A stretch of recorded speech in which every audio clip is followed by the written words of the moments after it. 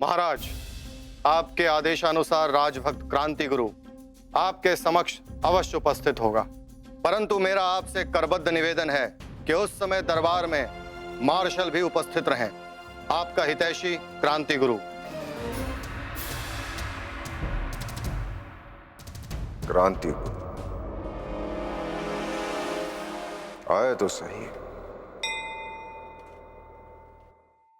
महारानी साहिबा, आपके पिताश्री आपसे मिलने के लिए आए हैं।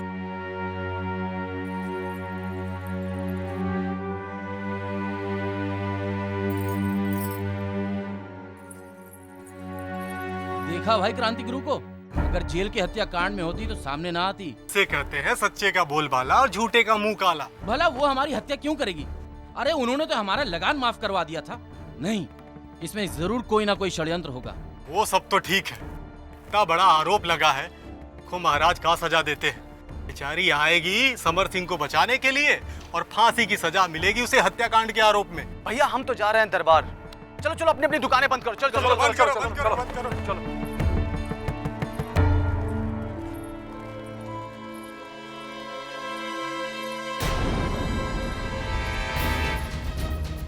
क्या अल्लाह, क्रांति गुरु दरबार में? हाँ, ये बात तो सबको मालूम है, पर आप इतनी परेशान क्यों हैं?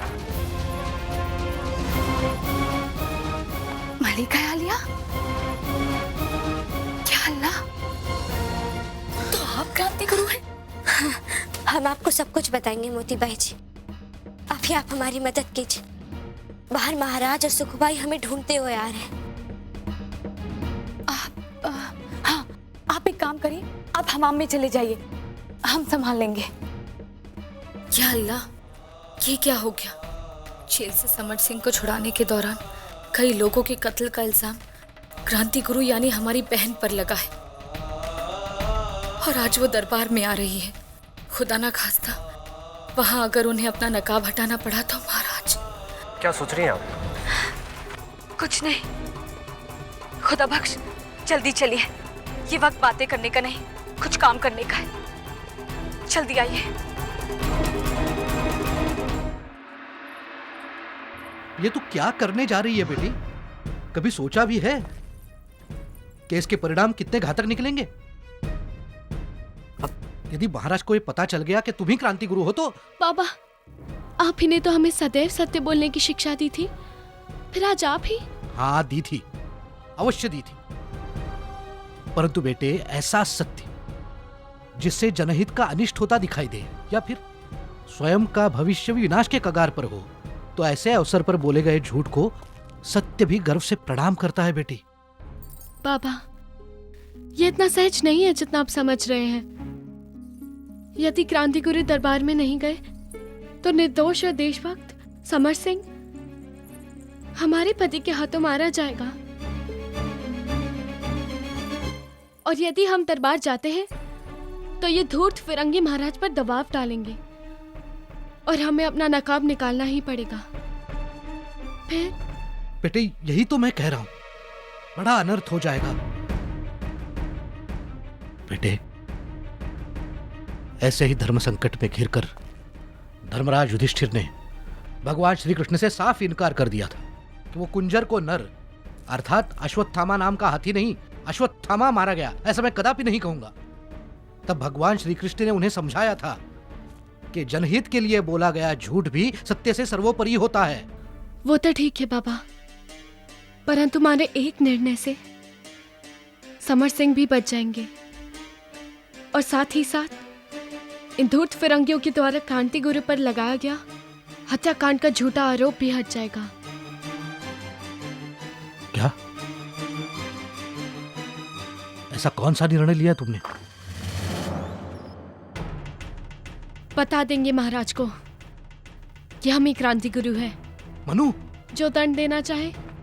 नहीं मलिका आलिया, खुदा के लिए ऐसा गजब मत कीजिए।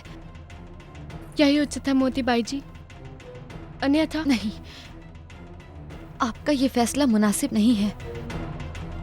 आज झांसी को क्रांति गुरु जैसे मसीहा की सख्त जरूरत है। आज क्रांति गुरु ने लोगों के दिलों में जुर्म के खिलाफ आवाज उठाने की हिम्मत अदा की है। अब आपकी जिंदगी तन्हा आपकी नहीं बल्कि पूरे झांसी की उम्मीदें क्रांति गुरु से जुड़ चुकी हैं। हाँ मनु, मोतीबाई जी सही कह रही हैं। देखो, अगर तुमने महाराज को बता दिया तो क्रांति गुरु का अस्तित्व ही समाप्त हो जाएगा। और फिर सोचो तो, देवी देवताओं ने, बड़े बड़े युग पुरुषों ने अत्याचार को मिटाने के लिए छद्मवेश परिधान किया है। कैलाशपति शिवजी ने अर्धनारी नटेश्वर का रूप लिया था, अर्जुन ने किन्नर का। बेटे बेटे, मैं तुम्हें झूठ कहने के लिए प्रेरित नहीं कर रहा हूं। मैं बस कुछ अवधि के लिए तुम्हें सत्य बोलने से रोक रहा हूं, अन्यथा तुम्हारा विवाहित जीवन उस पर बहुत बुरा प्रभाव पड़ सकता है। बाबा, क्या आप चाहते हैं हम समर भाव को, जिन्होंने हमारा ऐसे ऐसे समय पर साथ दिया है, उन्हें बेसहारा छोड़ दें? नहीं बाबा, हम ऐसा नहीं करेंगे। बेटी मेरी बात तो सुनो। बाबा,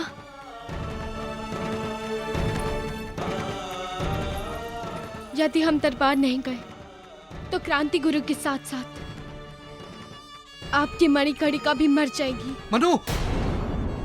बाबा, हम जाएंगे।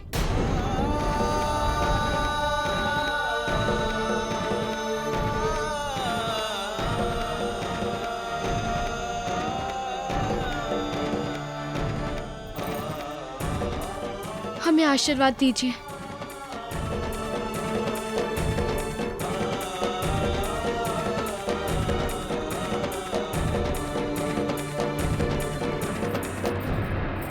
अपनी मनु को आशीर्वाद नहीं देंगे?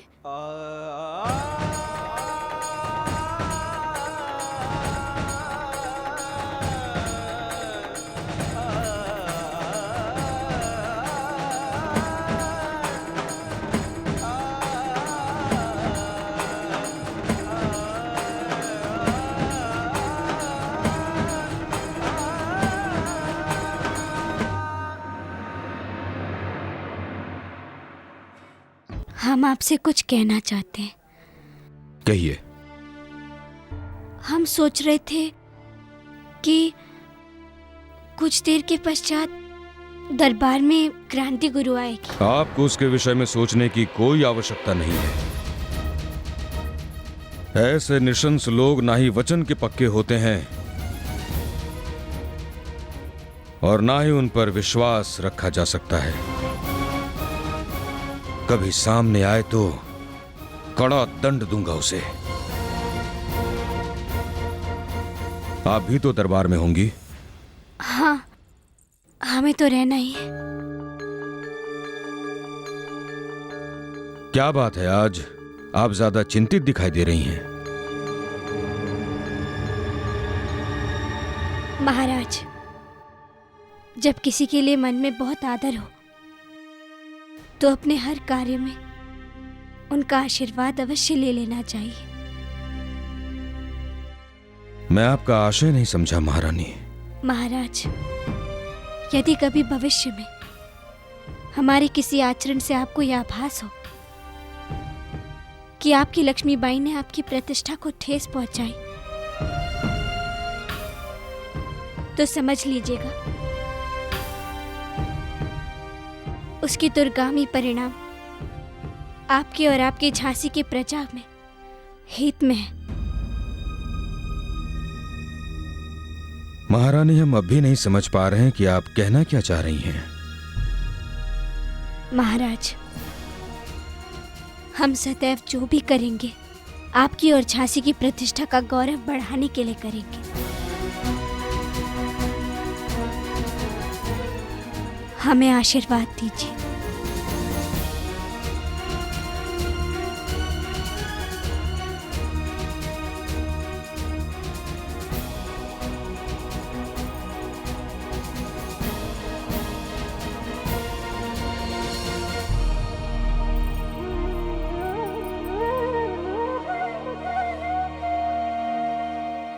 आज जब हम स्वयं को दरबार में प्रकट करेंगे तो हमें आशा है कि आप हमारे इस आचरण के मर्म को समझ लेंगे और हमें क्षमा कर देंगे।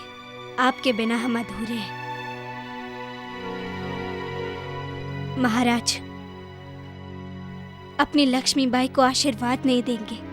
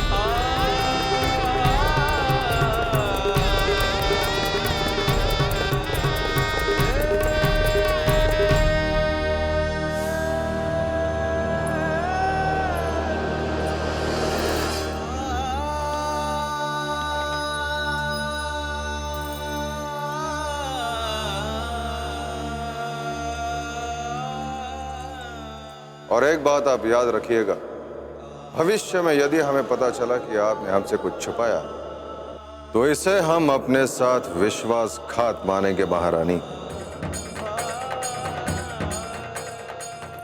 तो क्या हुआ, हम अपने समरभाव को बचा तो लेंगे। प्रजा के हितों की रक्षा महत्वपूर्ण है।